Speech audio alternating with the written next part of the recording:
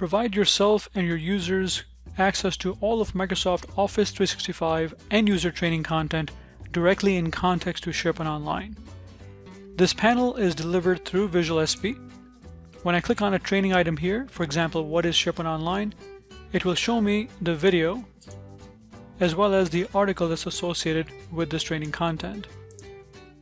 I can go ahead and skip to a different group, click on one of these things here, and it shows me the article relevant to creating and sharing files in a library. All of this is delivered through the tab that's right here called Need Help. Now this tab can be moved around to anywhere on the page. Then when a user clicks on it, they get access to all the content that's available for SharePoint. When they click here to view the entire gallery of help items, they'll see hundreds of pieces of training items that's available for many different applications, such as Excel Online, PowerPoint, and many, many more. They can go ahead and click on one of these. For example, I'll click on Excel Online, and now it shows me the relevant content for Excel. Let me click on Align Text in a Cell. Here's a video and article associated with aligning text in a cell. All of this content coming directly from Microsoft.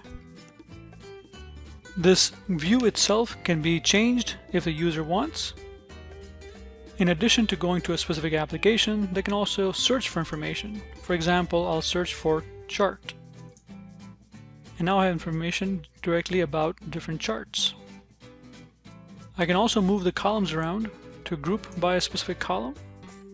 I can also take a link to the view that I have right now by clicking on this link, and now I have access to this view that I can provide to my colleagues or have it available in a web part. Let me show you. If I go ahead and put the link here, it will show me that page that I was just looking at, which I'd configured on the first tab. Once you have Visual SP installed in your SharePoint environment, all the users that have access to the site will see all of this content and this functionality that I've just shown you. Hope this has been helpful. Thank you for watching.